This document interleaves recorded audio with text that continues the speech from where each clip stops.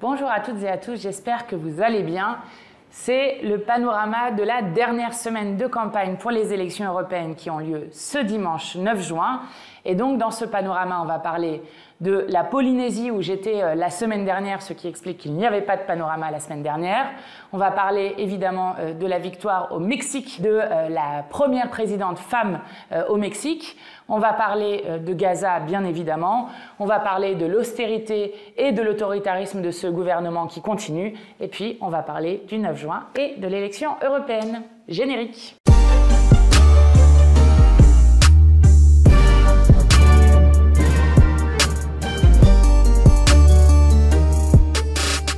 Alors d'abord, je voudrais vous expliquer pourquoi la semaine dernière j'étais en Polynésie. D'abord, ça fait partie d'un tour que nous avons fait avec Jean-Luc Mélenchon qui s'est rendu à La Réunion, avec Younous Omarjee, puisque nous sommes la seule liste européenne à avoir en deuxième position un élu ultramarin, donc la certitude d'avoir un élu ultramarin au Parlement européen, qui a fait Guyane, Martinique, Guadeloupe, et j'étais moi-même allée avec Manon Aubry faire campagne en Guadeloupe et en Martinique, et puis qui s'est rendu ensuite avec moi en Polynésie, sachant qu'il y a 3 semaines de cela, il y avait Daniel Obono et Bastien Lachaud qui étaient allés en Calédonie justement sur la tension qu'il y a extrêmement forte autour du dégel du corps électoral dont je vous ai déjà parlé.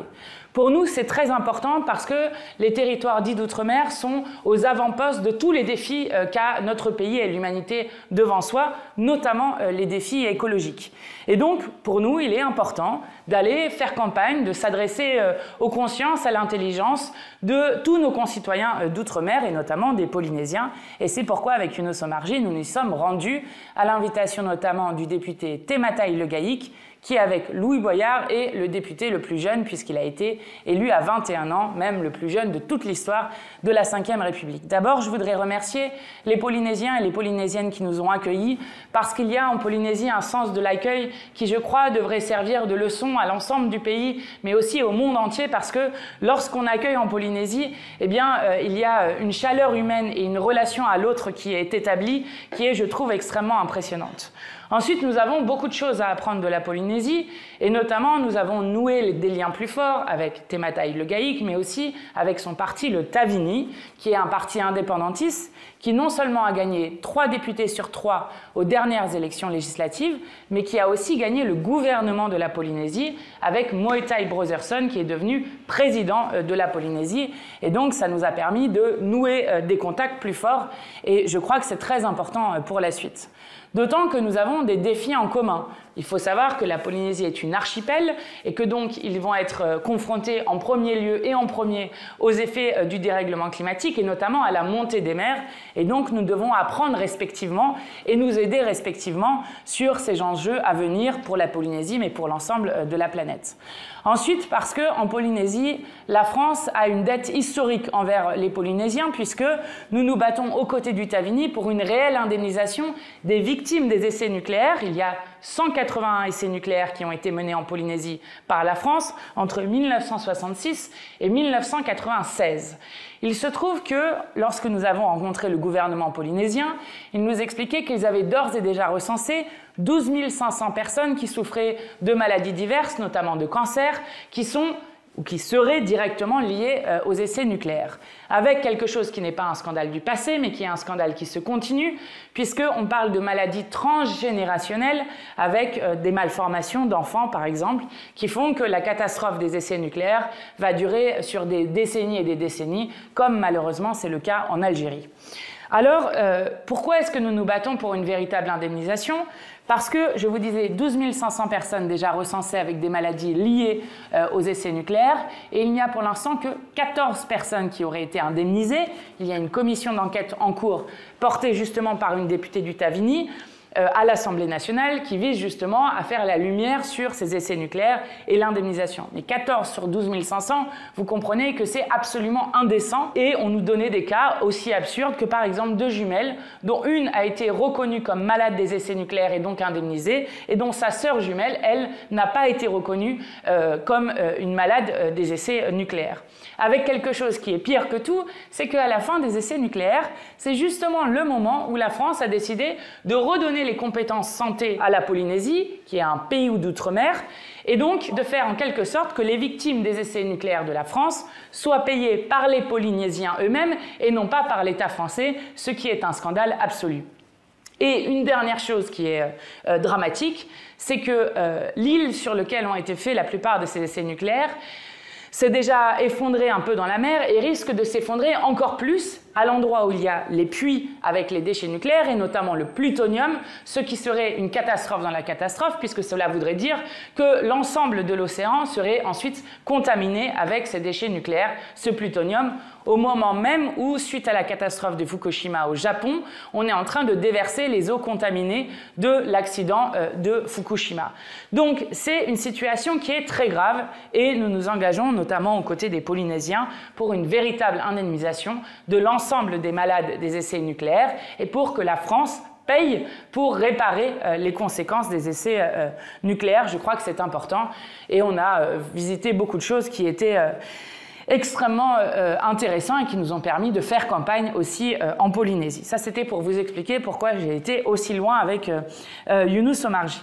Mais dans la semaine où nous avons l'élection européenne, nous avons comme une bonne nouvelle pour nous l'élection de Claudia Sheinbaum, qui vient d'être élue nouvelle présidente du Mexique et qui est donc la première femme à la tête du pays. Pourquoi c'est une bonne nouvelle? D'abord parce que Claudia Sheinbaum est une féministe, est une ancienne scientifique du GIEC qui est spécialiste notamment de l'adaptation au dérèglement climatique et puis a fait campagne avec un slogan qui était aussi le slogan d'AMLO dont elle prend la suite dans la révolution citoyenne, ancien président du Mexique, qui est, ce slogan, c'est « les pauvres d'abord ». Donc, de mener une politique de justice sociale très forte.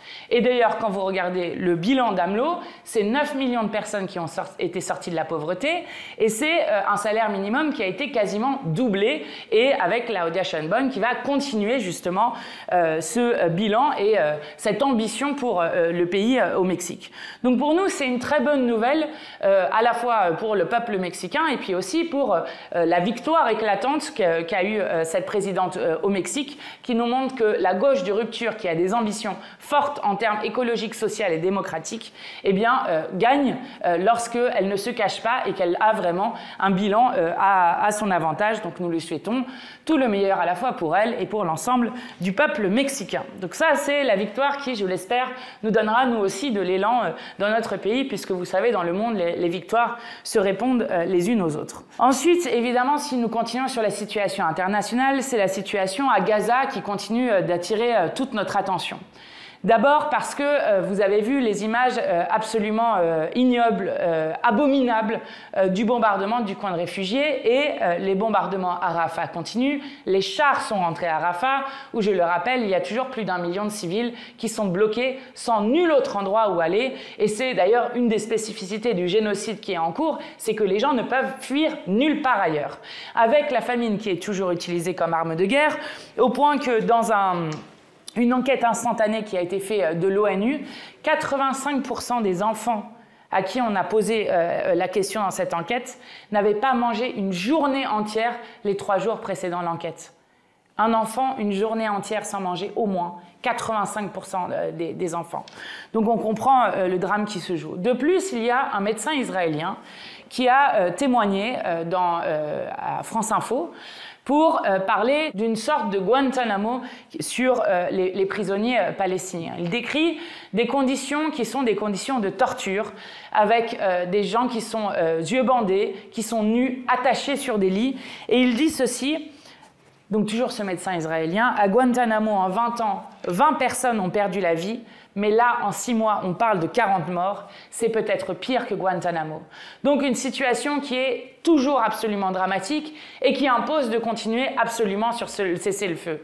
Et vous avez remarqué que les mobilisations ont repris de l'ampleur et de manière très flagrante et très forte, avec des mobilisations qui se sont organisées la semaine dernière partout dans le pays, qui étaient extrêmement nombreuses et qui se sont organisées même plusieurs jours de suite la semaine dernière, avec une grosse manifestation européenne le samedi 8 juin, à laquelle j'invite toutes celles et ceux qui le peuvent à y aller.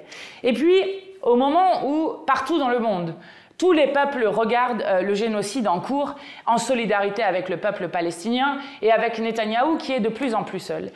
Eh bien, au moment où Partout dans le monde, en Europe, vous avez à la fois la Norvège, l'Irlande, l'Espagne qui ont reconnu l'État de Palestine. Vous avez la Slovénie qui s'apprête à reconnaître l'État de Palestine début juillet. Eh bien, au moment où tout cela se passe dans le monde, au moment où les mobilisations populaires ne cessent de grandir, eh bien, que se passe-t-il en France? L'horreur dans l'horreur. C'est-à-dire que non seulement vous avez une répression de plus en plus forte qui s'exprime sur toutes les voix qui s'élèvent pour la paix, on l'avait vu depuis plusieurs semaines, mais cela continue. Maintenant, ce sont des jeunes qui prennent des amendes parce qu'ils ont un pins avec la pastèque comme symbole de la Palestine, parce qu'ils ont un kéfier, qu'ils se promènent avec un kéfier et qui donc là aussi reçoivent une amende pour avoir juste porté un kéfier, et avec le paroxysme de cela qui est ce qui s'est passé avec Sébastien Delogu dans l'Assemblée nationale la semaine dernière, qui a fait rentrer le drapeau palestinien et donc la cause des peuples opprimés à travers ce drapeau palestinien dans l'hémicycle lui-même, ce qui fait notre fierté. Alors, pour avoir montré ce drapeau palestinien, il a pris 2 semaines de censure de l'Assemblée, c'est-à-dire d'exclusion de l'Assemblée, et 2 mois où on enlève la moitié de son indemnité.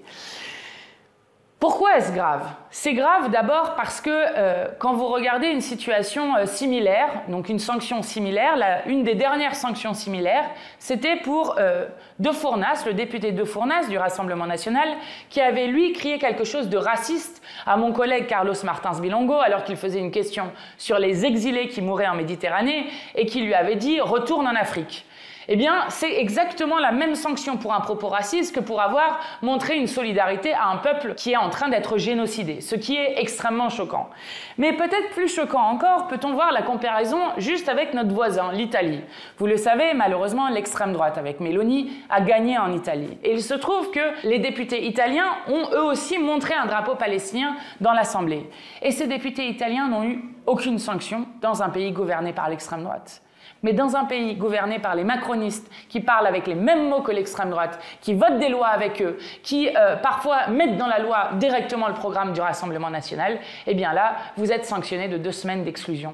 Donc vous comprenez la gravité de la situation, et je crois que le geste de Sébastien Delogu, en plus d'assurer un soutien fort à l'ensemble du peuple palestinien, eh bien, en plus de ça, a permis de libérer beaucoup de gens qui se sont dit maintenant, c'est trop, et donc avec des manifestations extrêmement impressionnantes. Et puis on peut presque remercier Yael Braun-Pivet puisqu'elle a en quelque sorte libéré Sébastien Delogu 2 semaines, les 2 dernières semaines de campagne, et donc il va un peu partout faire campagne pour nous, entouré d'une affection populaire extrêmement forte, parce que tout le monde comprend que ce qu'il a fait est la fierté non seulement de l'Assemblée, de notre mouvement, mais aussi la défense de notre humanité commune. Donc je crois que ça c'est un moment de bascule, comme on dit dans certains des moments dans le pays. D'autant plus que, honte absolue, il se trouve que non seulement la France ne reconnaît pas l'État de Palestine, refuse de décréter l'embargo sur les armes pour le gouvernement d'extrême droite de Netanyahou, refuse de présenter une résolution pour le cessez-le-feu au Conseil de sécurité de l'ONU, refuse d'agir diplomatiquement pour faire suspendre l'accord d'association entre l'Union européenne et Israël, alors que l'Union européenne est le premier partenaire commercial d'Israël. Mais en plus de ça, elle laisse un génocidaire, Netanyahou lui-même, venir plus d'une demi-heure répandre son apologie de génocide sur LCI, et d'ailleurs au départ sur LCI et TF1, mais TF1 a reculé au vu de la pression populaire que nous avons exercée notamment, avec les associations et autres qui sont engagées contre le génocide en cours de la part du gouvernement d'extrême droite de Netanyahou, et qui a pu aller débiter tous ces mensonges les uns après les autres pour dire qu'il n'y avait pas de famine, pour dire qu'il était juste en train de se défendre, qu'il ne visait pas de civils, bref, des choses qui sont absolument insupportables. Eh bien, je dois dire que tout le monde voit ce qui est en train de se passer. Tout le monde comprend qu'il y a une France du 2 poids 2 mesures qui est insupportable et qui a affaibli la voix de la France à l'international, et heureusement qu'il reste la voix des insoumis pour justement porter cette autre voix de la France non alignée au service de la paix. Et donc, en solidarité avec Sébastien Delogu, nous avons décidé, nous, cette semaine, de, là aussi, brandir un drapeau palestinien, pas tout à fait de manière physique, pour éviter qu'ils nous mettent tous des sanctions les uns après les autres, quoique c'est difficile de mettre des sanctions à plus de 100 députés, mais nous avons décidé de faire un drapeau en tifo, comme ça se fait par exemple dans le foot, et donc en s'habillant chacun d'une couleur du drapeau. J'étais par exemple moi-même en rouge, d'autres étaient en vert, bon, en blanc, en noir, et donc de matérialiser par nos corps, eh bien le drapeau palestinien dans l'hémicycle. Je vous assure que Yael Braun-Pivet a eu du mal à respirer, à paniquer, la droite a sorti ses écharpes, mais pour nous c'était très important de contourner le règlement et de dire le drapeau palestinien est entré avec Sébastien Delogu dans l'hémicycle, il n'en ressortira pas tant que le génocide n'aura pas cessé. Donc nous continuons et il faut absolument mettre toutes ses forces et donc être présent le 8 juin. D'autant que la mobilisation populaire paye. Elle paye parce que vous avez peut-être vu cette tribune qui est une tribune exceptionnelle où pour la première fois 230 artistes prennent la parole pour dire qu'il faut arrêter le génocide en cours et aller vers le cessez-le-feu. Je peux vous citer, bon il y en a beaucoup, allez voir qui a signé, Mister V, Medine, Lena Situation ou encore Adèle Exarchopoulos qui ont signé cette tribune aux côtés de beaucoup d'autres. Et je crois que c'est très important que les artistes eux aussi prennent la parole en faveur de la paix. Autre victoire que nous avons obtenue, c'est par exemple le fait que les 74 exposants qui devaient aller au Salon mondial de la défense qui se tient à Paris, notamment des exposants sur des ventes d'armes, ont été finalement interdits de venir à ce Salon mondial de la défense. Et ça aussi, nous le devons à notre propre mobilisation. Je crois que c'est important de le noter. En tout cas, nous sommes dans un moment où de plus en plus, tout le monde comprend que les voix pour la paix sont tapées extrêmement dur pour une seule raison, nous faire peur et nous faire taire, mais la seule raison pour laquelle ils font ça, c'est qu'ils ont peur de nous, et c'est ce que nous devons notamment démontrer le 9 juin avec nos bulletins de vote pour renforcer le camp de la paix face à tous les va-t-en-guerre et à tous les soutiens inconditionnels de Netanyahou.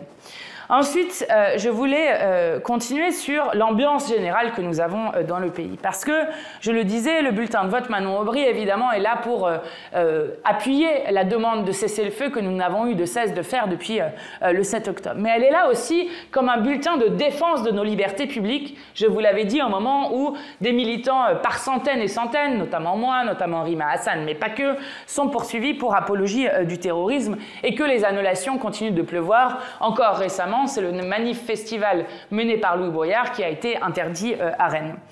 Eh bien, cet autoritarisme continue. Et c'est notamment le cas de la manifestation qui devait avoir lieu samedi, qui est une manifestation contre l'A69. Vous savez, l'A69, c'est cette autoroute qu'ils veulent faire, qui va permettre aux gens de gagner au maximum 15 minutes et qui va sacrifier 300 hectares de terres agricoles, qui va sacrifier 170 espèces protégées, qui va là aussi bétonner des zones humides dont nous avons impérativement besoin et sur lequel 200 scientifiques du GIEC se sont exprimés pour dire qu'il ne fallait pas faire cette autoroute.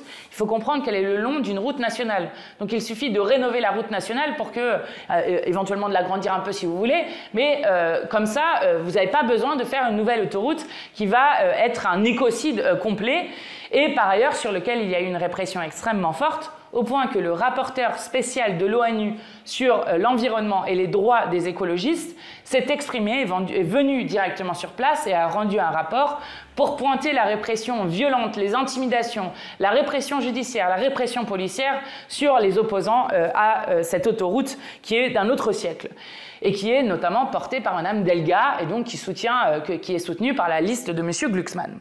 Eh bien, cette manifestation qui devait avoir lieu samedi a, elle aussi, été interdite.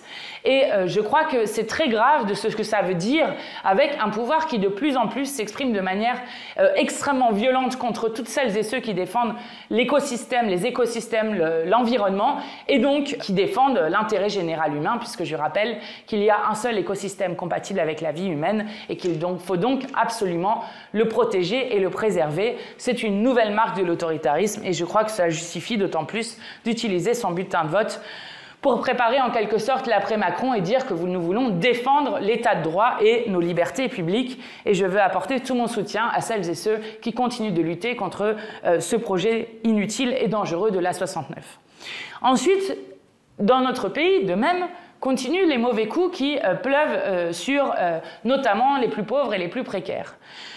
Et je veux notamment parler de rapport qui a été rendu par la Cour des comptes qui préconise de ne plus rembourser les arrêts maladie et donc de ne plus indemniser les gens pour des arrêts maladie inférieurs à 8 jours. Donc, vous comprenez bien que là encore, on vise à faire des économies sur les gens qui seraient malades, alors qu'il y a déjà un tiers des Français qui vont au travail même s'ils sont malades, et qui visent donc à faire des économies sur des gens qui n'y peuvent absolument rien parce que personne ne choisit d'être malade, personne ne choisit de faire des burn-out, qui est pourtant une maladie professionnelle que nous n'arrivons pas à faire reconnaître, et nous avons fait plusieurs textes dans l'Assemblée sur cette question. Et donc, là encore, quelque chose qui va dans la casse sociale généralisée de ce gouvernement. Mais il y a une deuxième chose qu'ils ont annoncée qui est encore plus grave, si j'ose dire, c'est la casse définitive de l'assurance chômage. Il y a déjà eu 11 modifications par la Macronie de l'assurance chômage. Ça fait 11 fois qu'il la modifie, au point qu'on se retrouve dans une situation aujourd'hui où moins d'un chômeur sur deux est indemnisé par l'assurance chômage. Je rappelle que l'assurance chômage est une sorte d'assurance et de droit que se sont donnés les salariés ensemble, que les comptes de l'assurance chômage sont excédentaires, donc sont en positif, et donc il n'y a aucune raison de s'attaquer à ces droits. Donc moins de la moitié des privés d'emploi sont indemnisés, et la situation est catastrophique puisqu'on estime qu'il y a 14 000 morts directement liées au chômage par an, et que 30% aujourd'hui des privés d'emploi disent qu'ils ont des pensées suicidaires. Donc déjà dans une situation catastrophique, ils veulent encore dégrader les droits au chômage. Notamment, ils veulent faire deux choses. La première, c'est que si vous n'avez pas travaillé, cotisé pendant 8 mois, vous n'auriez pas le droit à l'assurance chômage. Donc, par exemple, si vous enchaînez des CDD de moins de 6 mois, eh bien, quand vous arrêtez ces CDD, vous n'avez absolument rien pour survivre, ce qui est honteux. Ça, c'est la première des choses. La deuxième chose, qui est la suite de la réforme de la retraite à 64 ans, c'est d'indemniser maximum 15 mois, notamment ceux qui ont plus de 55 ans. Vous savez que quand vous avez plus de 55 ans, il y a une discrimination à l'emploi très forte, puisque personne ne veut embaucher des seniors. Et en tout cas, c'est très difficile. Donc, du fait d'une discrimination spécifique, ils ont des droits au chômage normalement plus longs, qui permettent notamment de faire des formations adaptées, etc. Là, ils veulent réduire ce temps. Que va-t-il se passer? Eh bien, ça va être de nouveau la plongée dans la misère, la pauvreté pour un bon nombre de seniors qui seront en chômage, par exemple quelqu'un qui sera licencié. C'est honteux là aussi de faire cela, et c'est un appauvrissement généralisé de la population qu'ils souhaitent faire. On estime qu'il y aura 230 000 personnes par mois qui vont perdre leur indemnisation chômage suite à cette réforme. Nous la combattrons de toutes nos forces, et justement, le 9 juin participe aussi à dire non à ces nouvelles règles budgétaires qui ont été votées au niveau de l'Union européenne, sur lesquelles les Insoumis et le groupe de la gauche européenne dans lequel ils siègent ont unanimement voté contre ces nouvelles règles budgétaires, et qui visent encore une fois une seule chose, à rembourser les cadeaux que Macron a fait aux plus riches sur les poches des plus pauvres, des plus précaires et des privés d'emploi. Il faut au contraire indemniser bien les chômeurs pour faire en sorte qu'ils puissent retrouver un emploi, car le problème ce ne sont pas les chômeurs, c'est le manque d'emplois disponibles, notamment dans les domaines dont on en a tant besoin, que ce soit à l'hôpital public, à l'école publique, mais aussi pour faire la bifurcation écologique et sociale, notamment dans la rénovation des bâtiments ou encore dans l'agriculture paysanne et écologique. Donc ça, c'est une raison supplémentaire pour mettre un bulletin de vote dans l'urne. Donc je voulais terminer par vous parler de l'élection qui a lieu dimanche. Alors, c'est le bulletin de vote qu'il faudra aller mettre dans l'urne. Attention, l'élection de dimanche se fait avec un tour seulement. Donc, il n'y aura pas de second tour si vous ratez la date. Pour tout le monde, c'est le 9 juin, sauf si vous vivez par exemple dans les Antilles, Guadeloupe, Martinique, en Guyane, ou encore par exemple en Polynésie française, où ça sera le 8 juin. Mais sinon, pour tout le monde, c'est dimanche 9 juin. Vous pouvez aller voter de 8h à 18h et dans les grandes villes jusqu'à 20h. Vous pouvez trouver facilement votre bureau de vote, vous avez juste à taper sur Google « Où est mon bureau de vote ?» Vous trouverez comme ça où est-ce que vous pouvez aller voter. Et je le dis parce que nous avons fait une grande campagne d'inscription, mais du coup des gens nous interpellent en nous disant « Je n'ai pas reçu ma carte électorale, est-ce que je peux aller voter ou non ?»